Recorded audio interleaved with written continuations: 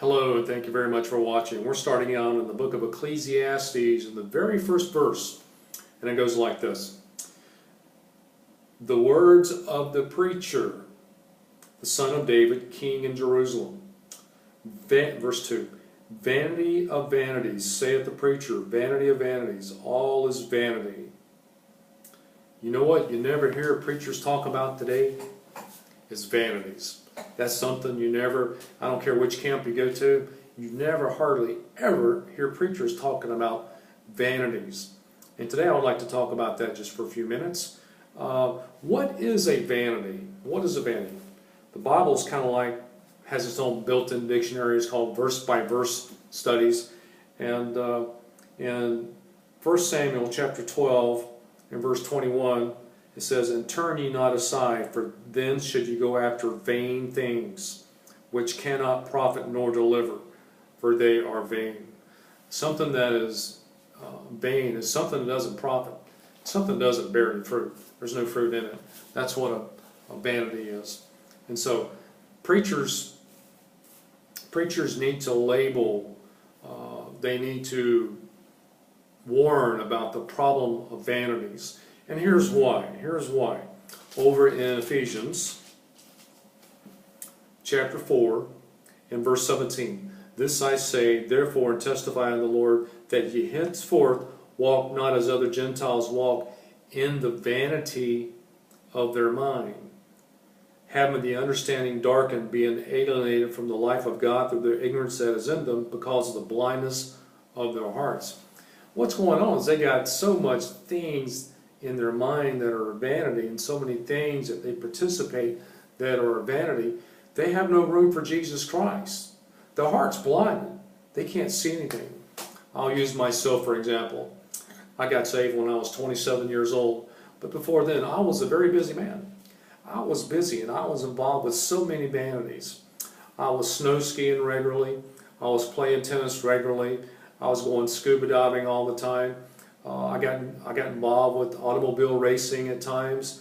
In my early years, I was very active on motocross, racing, doing endurance type, playing around with motorcycles. I was just so busy in the vanities of my mind that I had no room for Jesus Christ. I was so into snow skiing that I only not ran the mogul runs. For you guys that know something about snow skiing, I not only ran the mogul runs, I was running them backwards with a camera. I would run the mogul runs backward and film other people doing the mogul runs. And as far as tennis, I was playing tennis like probably 5 hours a day. There's nothing wrong with these things I'm talking. There's nothing wrong with playing tennis. There's nothing wrong with snow skiing. There was nothing wrong with scuba diving. I love scuba diving, still do. Nothing wrong with that. Nothing wrong with motorcycle. Nothing wrong with all. But if you get your mind so filled and you're so busy with that you don't have time for Jesus Christ, then there is something wrong. See, then there's something wrong. The Bible says over in Romans and Romans chapter 8 and verse 20, "For the creature was made subject to vanity, and not willingly, but by reason of him who had subjected the same in hope." What that kind of like means is people come into this world, and all of humanity is part of the creature. If you're alive, you're part of the creature. And you're born in this world, and you're involved with all these vanities, and you don't even know what you're really into. You're just into it. And you don't know that your mind's filled with these vanities. And the responsibility of a preacher is to get somebody's attention. A preacher's job is not just hanging out in the church, preaching on Sundays. A preacher's job is also to evangelize sinners. And, when we're on the streets passing out literature, some people think that, we're extremists. But, we're just kind of like bringing to their attention there's more to life. Christ came that you would have life and have it more abundantly. And there's more to life than just observing of vanities. I mean, myself, my mind was so filled with all these things. And I was playing like one of my last endeavors. I was playing tennis, like 5 hours a day, and then I worked managing bars and nightclubs at nighttime. And in a way, I was getting paid for doing something I enjoyed, because in a bar room, you just play. That's all that is. But it was a vanity as well. And I had lost that job. I was in the Atlanta, Georgia area, and I had lost that job. Something happened there that was pretty bad, and I lost the job. And got invited to go visit my father in Pennsylvania and his family. They were Bible believers, and they're highly active in church. And so I left that scene and went to visit my father. And when I did that, all these things that I was involved with was kind of like stripped away from me. And so I got there. I didn't have a problem with the vanities and all these other things. And my father, when I got there, my father told me that he's trying to raise his girls up in the Lord. He's trying to raise them in a good church home and keep them in church and keep them around spirituality, and his goals were right on. He was right on what he was trying to do. He was trying to do the right thing for those girls, and I was like most cooperative. He wanted me to go to church, be an example for them. He was wanting me to come in at a decent hour of the night, like early, to be a good example for the girls, and I did that.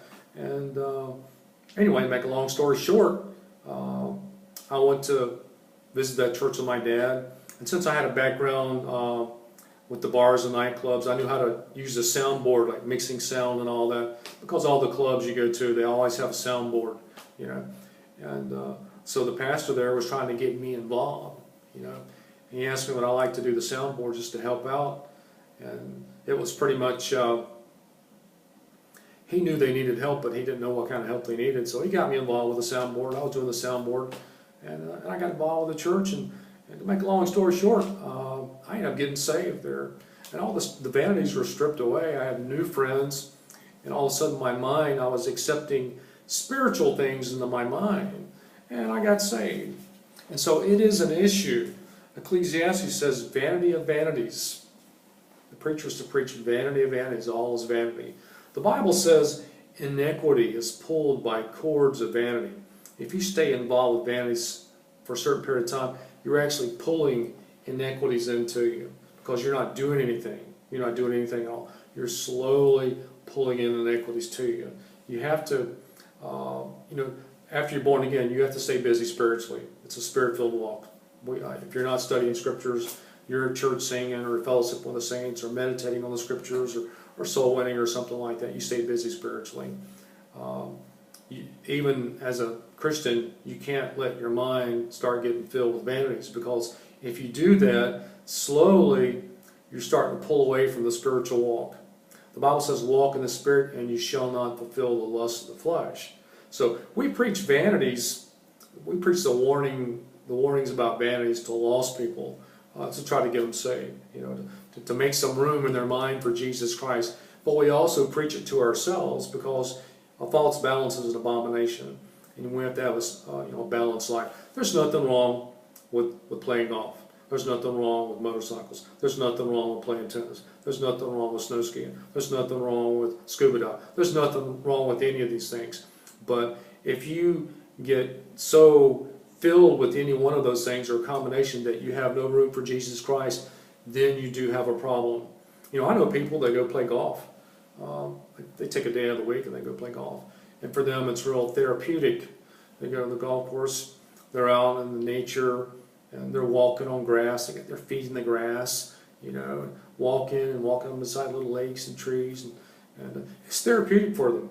But their life's in balance. They're using it for rest and refreshing. There's nothing wrong with that at all. Nothing wrong with that at all. But if you have your mind filled with golf, if you're playing every single day and you have no time for Jesus Christ, then there's a problem with it. Then there's a problem with it. Ecclesiastes, we'll go back to that verse. Vanity, verse 2, chapter 1, verse 2. Vanity of vanities, saith the preacher. Vanity of vanities, all is vanity.